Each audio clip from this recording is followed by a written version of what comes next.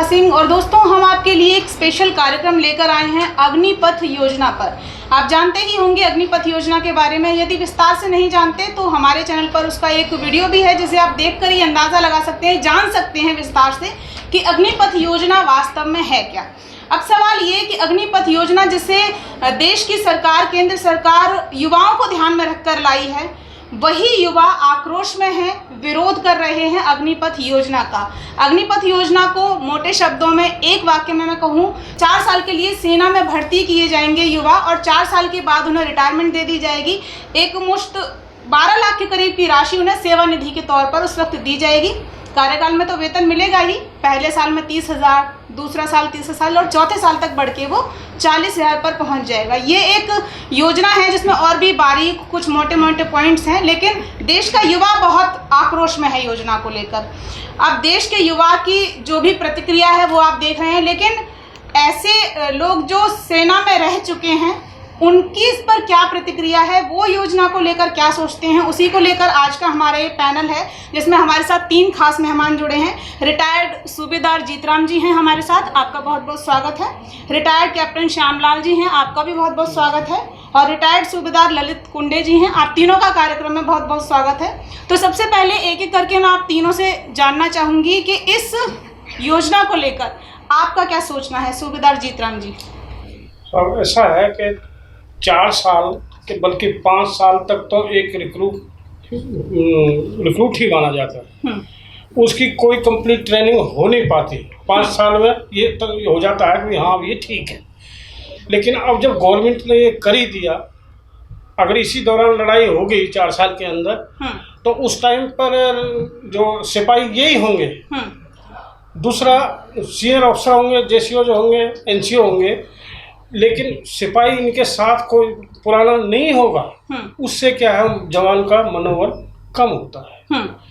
दूसरी बात, अब जब गवर्नमेंट ने कर ही दिया तो ना तो नहीं कर सकते, लेकिन ये है कि ये हो सकता है, जैसे गृह मंत्री अमित शाह जी हैं, उनको उनके अंडर आता है, ये पुलिस फोर्स आती है, जैसे डीएससी है, ये आसाम राइफल है, जी। उसके बाद में रेलवे पुलिस है, उसके बाद में सीआरपीएफ है, बीएसएफ है। जी। बजाय उनको रिटायर करने के बजाय उनको वहीं से उनको भेज दो, भाई आप फलानी बीएसएफ में चले जाए, आप जो डीएससी में फलानी डीएससी में चले जाए, आप रेलवे पुलिस में चले जाए। उनको जो लाइक करते थोड़ा बहुत उनको पूछना पड़ेगा। और जो सेंट्रल के पुलिस है, जैसे सीआरपीएफ है, ये उसमें डायरेक्ट उनको वहाँ भेज दें, तब तो ठीक रहेगा। अगर वो 5-4 साल के बाद वापस आएगा तो बहुत उनको मनोबल गिरेगा और नुकसान होगा। श्यामलाल जी, आप क्या सोचते हैं? 6 महीने की ट्रेनिंग में एक परफेक्ट सोल्जर बन जाएगा अग्निवीर? और जैसा अभी कहा इन्होंने कि अगर इस दौरान युद्ध की स्थिति बनती है तो क्या वो अपनी बेस्ट परफॉर्मेंस उस टाइम में दे सकेगा? और अग्निपथ के बारे में आपका क्या कहना है?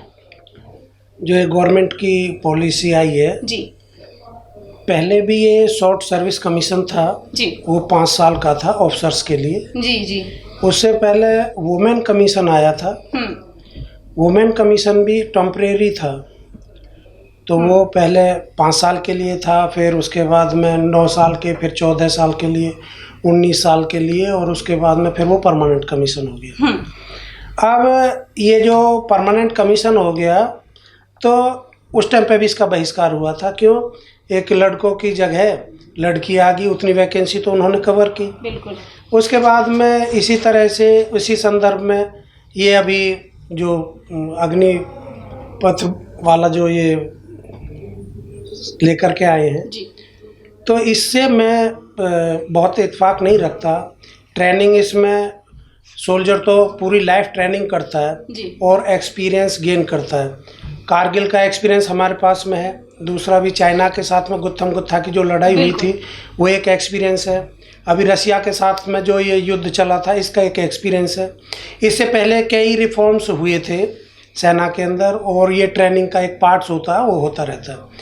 अब इसमें जब 4 साल के बाद में जो मैं पढ़ रहा था, अभी न्यूज़ वगैरह देख रहा था, भाई 25% रिटर्न कर लिए जाएंगे, 75% को वापस कर देंगे एक मुश्त पैसा दे के। ये वो इससे क्या होगा, देश के लिए बहुत बड़ी जो हानि मुझे दिखाई दे रही है वो ये है, एक तो इंडिविजुअल के कैरियर के साथ में खिलवाड़, या तो उनके कैरियर को सुनिश्चित इस तरह से किया जाए, एक 25% हम वहाँ पर अपनी रिक्वायरमेंट के हिसाब से रख लेंगे और उनकी ट्रेनिंग को एक्सटेंड किया जाएगा। क्यों, ट्रेनिंग तो और भी बहुत है। अभी जो एनडीए में सोल्जर जाता है उसकी 4 साल की तो उसकी बेसिक ट्रेनिंग होती है। अब वो 6 महीने में 20 हफ्ते में कौन सी ट्रेनिंग ले लेगा। एक फिजिकल स्टैंडर्ड को सेट किया जाएगा। ट्रेनिंग नहीं है, वो ट्रेनिंग नहीं है, that is not the part of the training, it is only the physical standard which can be maintain with in the 20 weeks. तो इसमें उतना ही होगा। उसके बाद में बेसिक चीज़ें कुछ उसको सिखाई जाएंगी, उतना ही हो जाएगा। उसके बाद में आर्मी की बहुत बड़ी ट्रेनिंग 20 हफ्ते के अंदर नहीं होगी। उसके बाद में उसको छोटा वेपन, जिसको स्मॉल आर्म्स कहते हैं, पर्सनल वेपन, उसको वो कैरी करना या हैंडल करना सीख जाएगा। उसके बाद में गवर्नमेंट ने उसको छोड़ दिया और उसकी जो प्लेसमेंट है वो सुनिश्चित नहीं की। जब उसकी प्लेसमेंट सुनिश्चित की नहीं की और उसको 10 लाख 12 लाख रुपया एक मुश्तिये दे देंगे, तो उस पैसे का वो सदुपयोग क्या कर पाएगा? नहीं कर पाएगा। उसके बाद में किसी गैंग में शामिल हो जाएगा, गैंगस्टर हो जाएगा, किडनैपिंग करेगा और करेगा। क्यों, सबको ज़रूरत है, खाना तो तीनों टाइम सभी को चाहिए, लेकिन रोजगार होगा नहीं तो क्या करेगा? गोली चलानी वो वहाँ पे सीख करके आ गया, डर उसका वहाँ पे निकल गया। तो ये वो भस्मासुर ना बन जाए। इसको गवर्नमेंट अगर लागू कर रही है, यंगस्टर रख रही है, रखिए, उसके लिए कोई मनाही नहीं, लेकिन इनकी जो प्लेसमेंट है वो 100% सुनिश्चित किया जाए। इसको अगर खाली छोड़ दिया तो ये सबसे बड़ा ड्रॉबैक होगा। पॉलिसी कोई भी लाए, बुद्धिजीवी है वो पॉलिसी लाते हैं, पहले भी आई हैं, उसका बहिष्कार नहीं है, लेकिन ये बहिष्कार जरूर है कि इसको खाली ना छोड़ा जाए। श्यामलाल जी, इस पर आपसे एक सवाल है मेरा, लेकिन पहले मैं आपकी प्रतिक्रिया चाहूंगी इस अग्निवीर जो ये अग्निपथ योजना है इस पर, कि आप पर्सनली क्या सोचते हैं इसको लेकर। यदि आप एक युवा होते, यूथ में शामिल होते, तो इस योजना का सपोर्ट करते या आप भी विरोध में सड़कों पर खड़े होते? देखो, ये सपोर्ट का मैटर आपसे इसका जवाब चाहूंगी। मैं अगर युवा होता तो सबसे पहले मैं अपना सिर्फ यही सोचता कि मैं जो अपना 4 साल देश भावना, राष्ट्रभक्त और देशभक्ति सभी के अंदर है, हर आम आदमी के अंदर है, जज्बा सबके अंदर है, बट हर आदमी ये सोचेगा कि मैं 4 साल में इन केस अगर मुझे वापस आना पड़ा तो क्यों ना मैं अपना सिविल में ही क्यों ना कैरियर बनाऊं, अपना प्रोफेशन क्यों ना बनाऊं, इतना मुझे सिविल में एक्सपीरियंस हो जाएगा। वहाँ से मेरे को आने को हो गया तो मेरे को कई बार ये ठप्पा भी लग जाता है कि यार तुम फौज में ही जब सक्सेस नहीं हुए, फौज में तुम नहीं रख पाए, फौज से तुमको निकाल दिया तो तुम हमारे यहाँ पर क्या कर लेगा करके। तो उस पर एक ड्रॉबैक, ये बहुत बड़ा ही ठप्पा लग जाएगा, क्योंकि कहीं पर हम जॉब के लिए जाएंगे तो इसको अगर हरियाणा राज्य में जैसे कि एक दो चीज़ें जो डिमांड में अगर हो सकती हैं, तो जैसे कि ये हो सकता है एक आम आदमी की भी हमारे यहाँ पर वृद्धा पेंशन बांधी जाती है, 5,000 4,000 जो भी उसको मिल रही है, ना तो इसमें कोई पेंशन है, ना कोई मेडिकल फैसिलिटी है, किसी भी तरीका के कोई फैसिलिटी नहीं दिया जा रहा है।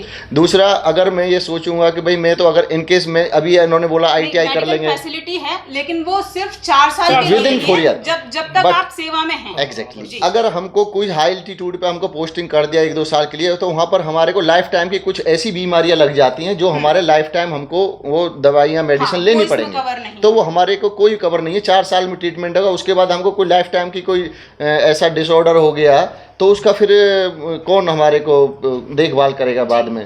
तो ये बिल्कुल बहुत गलत ये तरीके से लाया जा रहा है, और ये कोई भी अभी इसमें कोई इत्तेफाक नहीं रखेगा, साफ वाली बात है बिल्कुल। क्योंकि इसमें कुछ ऐसा हो जाए कि 10% 20% हर सरकारी गवर्नमेंट जॉब में उनके लिए कुछ कोटा रखा जाए, वो स्टैंडर्ड होना चाहिए ऑल इंडिया लेवल के लिए, ना कि किसी राज्य सरकार के लिए। जी, ललित कुंडे जी ने अभी एक बात की है जो काफी हद तक सही भी है, कि अगर 4 साल के लिए कोई सेना में भर्ती होगा, सिर्फ 4 साल के लिए, और उसके बाद दोबारा उसे प्राइवेट सेक्टर की तरफ लौटना है या फिर दूसरी कोई सरकारी नौकरी तलाशनी है, तो वो 4 साल अपना सेना में खराब करेगा ही क्यों? वो 4 साल भी प्राइवेट या गवर्नमेंट सेक्टर में जॉब के लिए लगाएगा। ये बात एकदम सही है, लेकिन सर मैं आपसे पूछना चाहूँगी, गवर्नमेंट का तो ये कहना है कि इन 4 सालों के लिए अगर यूथ सेना में जाता है तो सेना भी पावरफुल होगी। दूसरा, जो बेरोजगारी फैली हुई है युवाओं में वो काफ़ी हद तक घटेगी। आपका क्या कहना है इस पर कि बेरोजगारी घटेगी या 4 साल बाद दुगनी होकर वापस मिलेगी? इसमें बेरोजगारी तो घटेगी, लेकिन जब वो वापस आएंगे ना, वो रिटायर होंगे, उसमें उनको नुकसान होगा।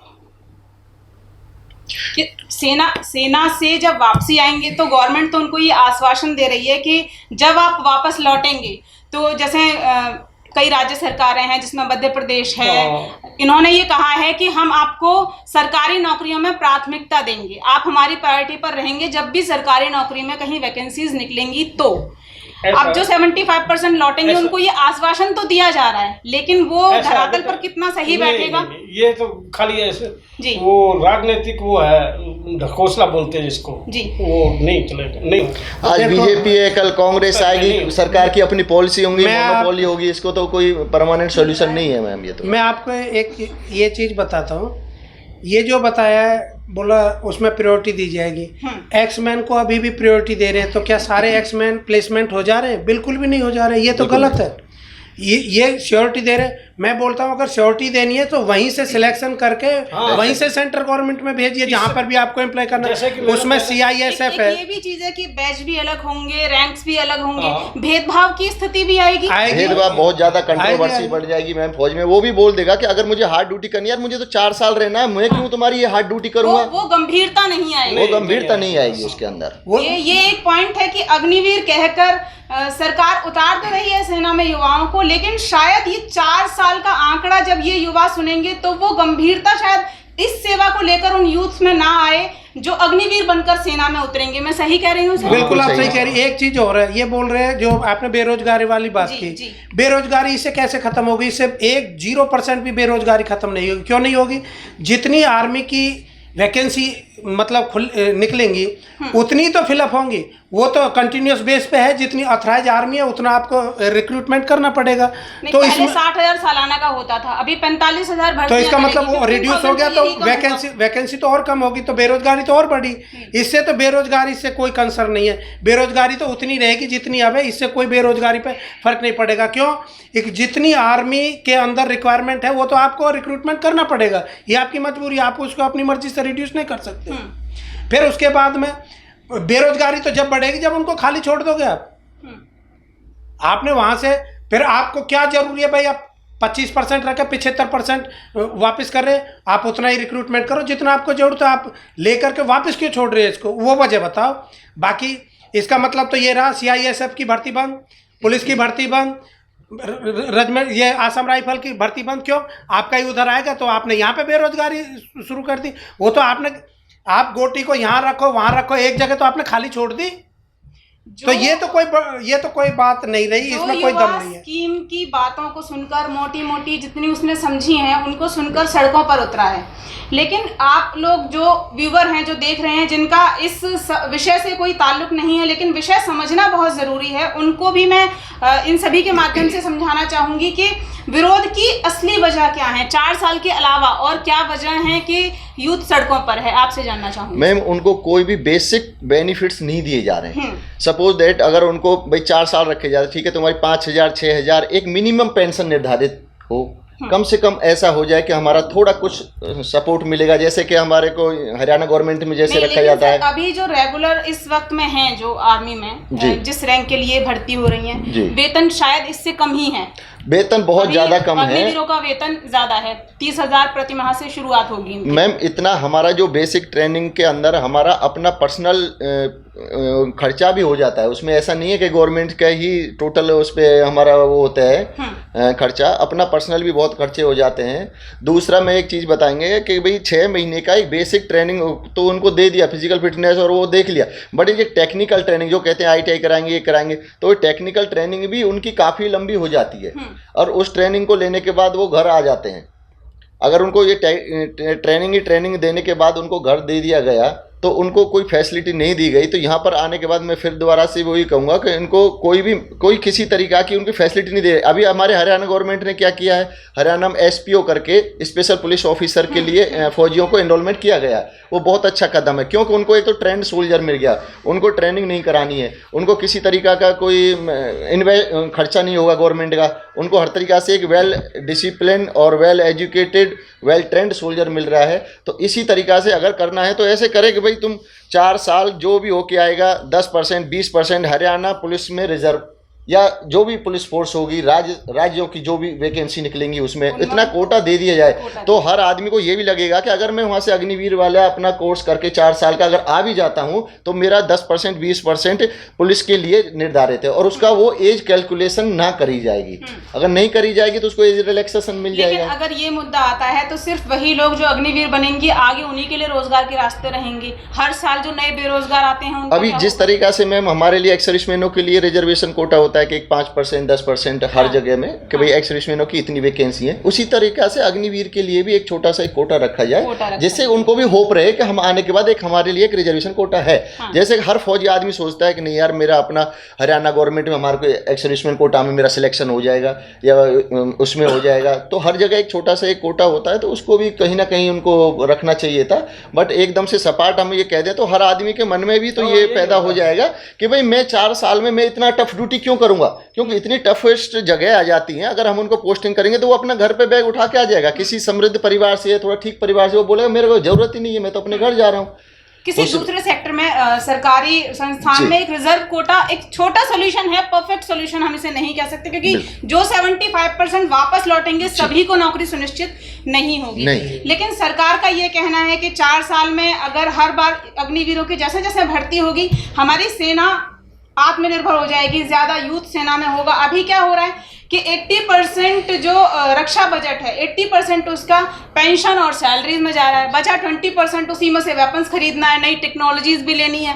तो ये सब करने के बाद इस योजना के जरिए उसके पास एक अच्छा बजट होगा जो वो वेपन्स के लिए, नई आधुनिक टेक्नोलॉजी के लिए रक्षा बजट का जो पैसा है उसे खर्च कर सकेगा। इस पर आपका क्या कहना है? ऐसा आपने बोला है, बजट ठीक रहेगा देश का, हजार भी आएगा, लेकिन वो जब सेना में जवान होगा ही नहीं, वेल ट्रेंड चलाने वाला, हैंडलिंग करने वाला वेल ट्रेंड सोल्जर नहीं होगा, एक जज्बे वाला नहीं होगा, तो वो कौन चलाएगा उसको? अभी जैसे कि अभी यूक्रेन के युद्ध को देख लीजिए आप, उन्होंने एट ए टाइम पे अपने आम आदमी को हथियार बांट दिए गए। मतलब आपका ये कहना है कि 6 महीने की ट्रेनिंग में एक युवा को परफेक्ट सोल्जर बनाया नहीं जा सकता? नेवर कभी नहीं हो सकता है। और 4 साल के अंदर जो एक इन्फेंट्री सोल्जर, मैं इन्फेंट्री से हूँ, रिटायर्ड 71 की लड़ाई मैंने देखी है जी, जो एक साथ एक यंग बच्चा जाएगा 4 साल ट्रेनिंग कम 4 साल का, जो ऐसी हार्ड जगह आती है वो जा नहीं पाएगा जब तक उसके साथ 10 साल वाला या कोई सीनियर एनसीओ या जेसीओ नहीं होगा ना, वो नहीं। लेकिन सरकार तो कह रही है कि ट्रेनिंग अच्छी दी जाएगी, उसके बाद सेना में अलग अलग इलाकों में रेगिस्तान है, पहाड़ है, उसकी एज तो कुछ नहीं है। नहीं साहब, उसकी एज तो कुछ नहीं है, दिल भी होना चाहिए, एज के साथ दिल भी होता है। जो कल परसों मैंने सुना भी कि यूथ कह रहा है कि लॉलीपॉप दिए जा रहे हैं कि हमें 18 लाख का लोन मिलेगा वापस आने के बाद, 12 लाख की सेवा निधि मिलेगी, 4 साल अगर हम सेना में नौकरी करते हैं और 10वीं पास करके अगर हम भर्ती हुए हैं तो 12वीं का सर्टिफिकेट ऑटोमेटिकली उनको मिल जाएगा। नहीं साहब, एक 10 लाख 12 लाख इन्होंने बताया है, लॉलीपॉप दिया है, अगर आने के बाद उसके पास एक बच्ची की शादी भी नहीं हो पाई। और वो सर्टिफिकेट के बारे में अगर बात करें तो मैम हमको भी after completion of 15 year service, 15 साल सर्विस करने के बाद एक ग्रेजुएशन सर्टिफिकेट दिया जाता है इंडियन आर्मी, और उसके लिए हम ग्रुप सी पोस्ट के लिए हम अप्लाई कर सकते हैं। बट बहुत सी पोस्टें ऐसी हैं, बहुत सी जगह ऐसी हैं, जैसे SBI की, या मैं समथिंग नाम नहीं लेना चाहूँगा, कि वहाँ पर हमारे उस सर्टिफिकेट को एज ए ग्रेजुएट नहीं काउंट किया जाता, नल कर दिया जाता, नॉन इन्वॉल्व होता है। वो सब एक दिखावा है। वो सर्टिफिकेट भी मेरे पास भी रखा है, सबके पास रखा होता है, बट हम उसके लिए हम उसको रख के हम अप्लाई करते तो हमारा फॉर्म रिजेक्ट हो जाता है कि आप ग्रेजुएट नहीं हो, आप इस पोस्ट के लिए एप्लीकेबल नहीं हो। ये सब मैम आपने जो बोला बजट वाली बात बोली जी, मैं आपको सुन रहा था, जो बोला गवर्नमेंट के पास में बजट नहीं है, ठीक है, मैं भी एग्री करता हूँ। गवर्नमेंट का कहना है कि 80% पेंशन और सैलरी में निकल जाता है, बचा 20% उसमें वो वेपन्स खरीदे या टेक्नोलॉजी को स्मार्ट करे। ठीक, जो आपने बताया मैं उसी से इत्तेफाक रख रहा हूँ, वही बता रहा हूँ। इतना बजट, जितना भी बजट अलॉट किया गया है वो इनसफिशिएंट है, ये मैं कंसीडर कर रहा हूँ इस वजह से। तो उसको बोलो भाई पैसा नहीं है, पैसा नहीं है, तो उसके लिए बोलो आप ये अग्निवीर कह करके इसको क्यों खराब कर रहे हो? पैसा नहीं है तो पैसा मैनेजमेंट करो। गवर्नमेंट के पास में पैसा नहीं है तो देश के पास में तो पैसा नहीं है, पैसा है उनसे ले लो। 1 महीने की सैलरी कोई भी सोल्जर देने के लिए तैयार है। आप वेपन खरीदिए, बढ़िया से बढ़िया खरीदिए, एक भी सोल्जर मना नहीं करेगा। उसके बाद में देश से पैसा मांग लो, वो भी मना नहीं करेगा।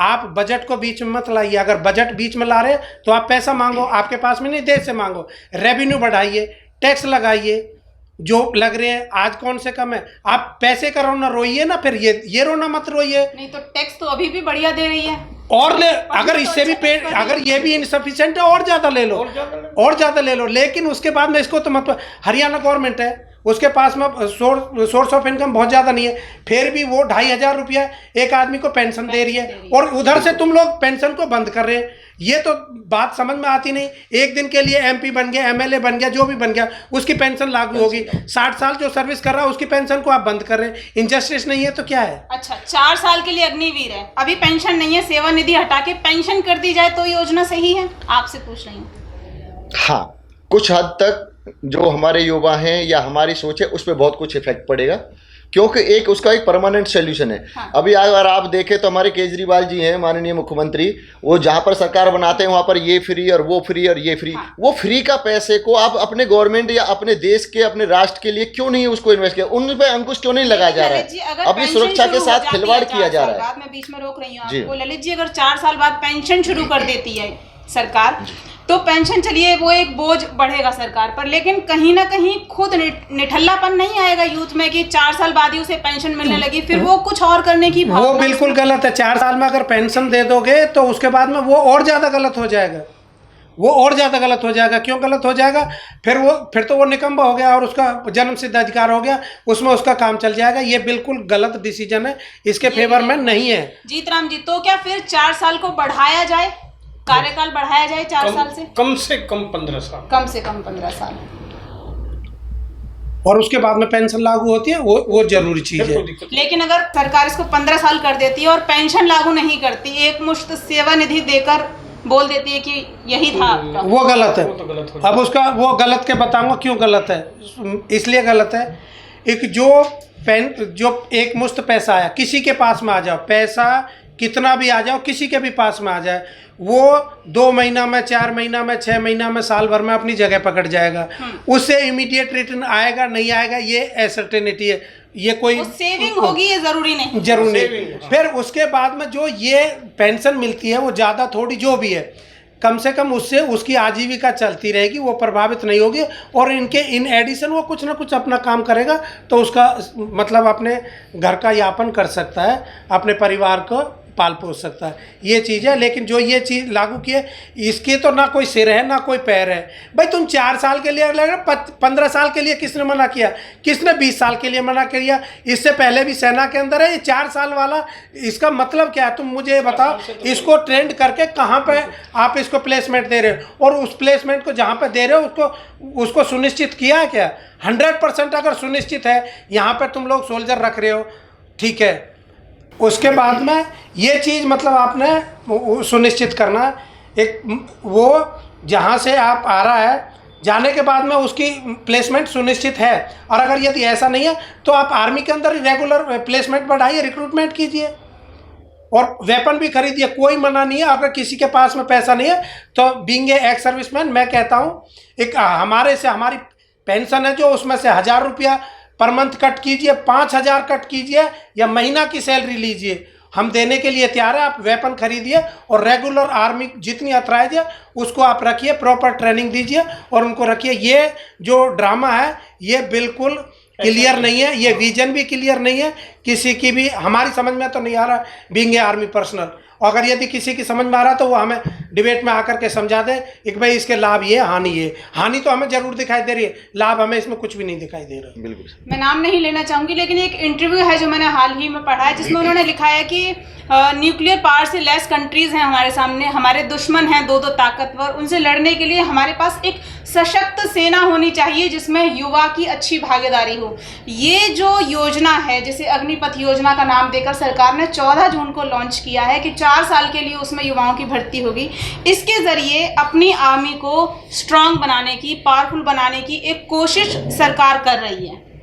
इस पर क्या कहेंगे आप? ये जो रिफॉर्म लेकर के आई है, जब इस तरह का रिफॉर्म ला रही है तो उसके बाद में 4 साल के लिए क्यों, इसको जो आर्मी की स्ट्रेंथ है उसको बढ़ाइए और आप उनको पूरा 100% ट्रेन कीजिए, हर वेपन के लिए ट्रेन कीजिए, एनबीसी के लिए भी कीजिए, न्यूक्लियर के लिए भी कीजिए, और भी जो वारफेयर है उनके लिए भी रखिए। उसमें कौन मना कर रहा है, उसमें तो कोई दिक्कत नहीं होनी चाहिए। और अगर ये इस तरह की बात है तो देश को बताए, एक रक्षा बजट बढ़ाया जाए, हमारे पास में पैसे की कमी है, देश आपको सपोर्ट करेगा पैसे की तरफ से, लेकिन आप उसको इस तरह से ढुलमुल मत कीजिए। ललित जी, संशोधन होने चाहिए योजना में या वापस होनी चाहिए? जैसे हमने 3 कृषि कानूनों को लेकर भी देखा, लंबा आंदोलन चला किसानों का, लेकिन कृषि कानून वापस हुए। तो ये जो योजना है जिसे लेकर युवा पहले ही 2 दिन में इतना आक्रोशित नजर आ रहा है कि देश के अलग अलग मेरे ख्याल से 10 से 11 राज्यों में बहुत ज़्यादा आग बबूला हो रहा है। कई ऐसे युवा हैं जिन्होंने आत्महत्या भी की है, वो हताश हुए हैं इस चीज़ को लेकर के, सिर्फ 4 साल के लिए वो सेना में भर्ती की। उन्होंने ऐसी भी घटनाएं सुनने में आ रही हैं। कल भी परसों भी हम लगातार 3 दिन से देख रहे हैं कि देश के अलग अलग हिस्सों में आक्रोश यूथ का देखा जा रहा है। क्या होना चाहिए? संशोधन हो योजना में कि योजना वापसी हो? वापसी हो सर। ये इसमें अगर ये होता है कि हमको भाई यंगेस्ट फौज रखनी है, युवा रखने हैं, तो उसके लिए मैम इसमें संशोधन बहुत ही ज़रूरी है।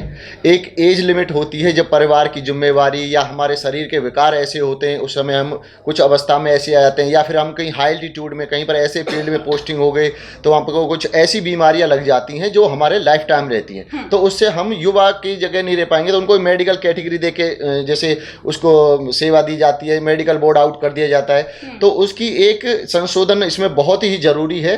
कैंसिल होने की बजाय अगर इसमें संशोधन तो 100% होना ही पड़ेगा और करना ही पड़ेगा, जिससे कि हमारे युवाओं का भी उसमें रोजगार में और उसमें युवा फौज बनने में, हमारे देश को शक्तिशाली बनाने में कोई संदेह ना रहे। क्योंकि जिस तरह से हमने यूक्रेन में देखा कि हमने अपने जो सिविलियंस थे उनको हथियार दे दिए पर उनको चलाने नहीं आते, उनके अंदर जज्बा नहीं है, उनके अंदर हौसला नहीं है, उसके अंदर स्टेमिना नहीं है, उसके अंदर वो ताकत नहीं है उसके अंदर, और उसको वो नॉलेज नहीं है। बट एक लंबा एक पीरियड 10-15 साल, मिनिमम 15 साल ऐसे होगा तो हम अपना देश को युवा भी रहेगा। क्योंकि अगर हम मानो 20 साल में भी हम फौज में भर्ती हो गए, 20-21 साल में भी, तो हमको 40-41 एज बहुत यंगेस्ट एज होती है, उसमें कोई भी प्रॉब्लम नहीं आती, अपना यंग बना रहता है सोल्जर, और उसको हमेशा हम 25 साल में बच्चे का। जीतराम जी, अभी आपने भी कहा कि योजना वापस होनी चाहिए। अगर सरकार इस स्कीम को वापस नहीं लेती, दबाव में नहीं आती यूथ के, तो आप एक ऐसा मेजर क्या संशोधन चाहेंगे जो योजना में होना चाहिए? जैसे डीएससी है, पहले पता चल गया भैया इनके 4 साल पूरे होने वाले हैं जी, तो उनको पूछो भैया आप डीएससी में जाना चाहते हो, रेलवे में जाना चाहते हो या बीएसएफ में जाना चाहते हो? ये उनको विकल्प दे दिए जाएंगे। विकल्प दे दिए जाएंगे उधर से ही उनका करो। जैसे कि हमारा आप कह रहे हैं कि 4 साल बाद उनको सरकारी नौकरी के भी विकल्प दिए जाए और सुनिश्चित किया जाए कि उन्हें इस विभाग में नौकरी मिलेगी। जी, श्यामलाल जी, आप क्या कहेंगे? क्या संशोधन हो या योजना वापस हो, तो क्यों हो? क्या लूप होल सबसे बड़ा है योजना में? योजना जो भी है उसके बाद में मैं वापस करने के लिए भी नहीं बोलूँगा, लेकिन मैं ये बोलूँगा आपको यूथ सेना के अंदर रखना, तो क्यों नहीं एक्स्ट्रा रिक्रूटमेंट करते, जो आपको वापस करने की जरूरत ही ना पड़े। उसको आपको यंग आर्मी रखनी है तो उसको आप एक्स्ट्रा भर्ती कीजिए, और एक्स्ट्रा भर्ती करने के बाद में आपके पास में वो यंगस्टर रह जाएंगे। रहने के बाद में उसके बाद में आप थोड़ा थोड़ा भर्ती कर सकते हैं। जैसे मान करके चलो 60,000 की अभी जैसे बात आ रही है, 60,000 पर ईयर भर्ती किए जाएंगे। 60,000 की जगह पे आप 6 लाख भर्ती क्यों नहीं करते? 6 लाख भर्ती कीजिए और 6 लाख को 4 साल रखिए, और उसके बाद में उनको कंटिन्यूस रखिए, और जो उसके बाद में सीनियर से जो रिटायर होते चले जाएंगे, ये एक्सपीरियंस वाले उस सेना के अंदर कंटिन्यूस रहेंगे। उसके बाद में पैरामीटर सेट कीजिए, आपको किस स्टैंडर्ड के, किस एजुकेशन के बच्चे आर्मी के अंदर चाहिए। आप क्यों 10th पास और +2 ले रहे? आप ग्रेजुएट लीजिए, पोस्ट ग्रेजुएट लीजिए, टेक्निकल हैंड है वो लीजिए, न्यू वेपन जो न्यू टेक्नोलॉजी को हैंडल कर सके उसके लिए। तो ये बात समझ में आती है, बाकी चीज़ें नहीं समझ में आ रही, इसको इस तरह से नहीं करना चाहिए। जी, चलिए, जीतराम जी, श्यामलाल जी, ललित कुंडे जी, आप तीनों का बहुत बहुत स्वागत है स्टूडियो में आने के लिए और इस विषय पर चर्चा के लिए। विषय बहुत बड़ा है, बहुत विस्तृत चर्चा इस पर होनी चाहिए, चंद मिनटों में इसको नहीं समेटा जा सकता। जैसा कि आप देख रहे हैं, देश के अलग अलग हिस्सों में जो यूथ है, जो युवा हैं, वो सड़कों पर हैं, रेलें फूंक रहे हैं, रेल के डिब्बों में आग लगा रहे हैं, गाड़ियों में आग लगा रहे हैं, यहाँ तक कि वो अपनी खुद की जान को भी जोखिम में डाल रहे हैं, आत्महत्या भी वो कर रहे हैं। इतना आक्रोश, इतनी हताशा देखने को मिल रही है युवाओं में, जैसी अब से 1.5-2 साल पहले हमने किसानों में देखी थी। 3 बिलों को लेकर किसान भी उतना ही हताश था। जैसे किसान सड़कों पर उतरा था, वैसे ही आज युवा सड़कों पर है। योजना में क्या खामियां हैं, क्या खूबियां हैं, वो सब आपको सरकार ने खूबियां बताई हैं, यूथ आपको खामियां बता रहा है। लेकिन इसका भविष्य क्या होगा? क्या अग्निवीर बनकर जो यूथ है वो सेना में भर्ती होगा? अगले 3 महीने में जो भर्तियां होनी है, क्या उसमें शामिल होगा? या अगले 3 महीने में ये योजना संशोधित होकर दोबारा हमारे सामने आएगी, या फिर जैसे कृषि बिल वापस हुए वैसे वापस होगी? ये तो आने वाला वक्त ही बताएगा। फिलहाल आज के स्पेशल में इतना ही, फिर मिलेंगे आज से, तब तक के लिए नमस्कार। देखते रहिए देश रोजाना। हमारे साथ जुड़े रहने के लिए देखते रहिए देश रोजाना का YouTube चैनल, सब्सक्राइब कीजिए। साथ ही देश रोजाना की खबरें सबसे पहले देखने के लिए प्रेस कीजिए बेल आइकन।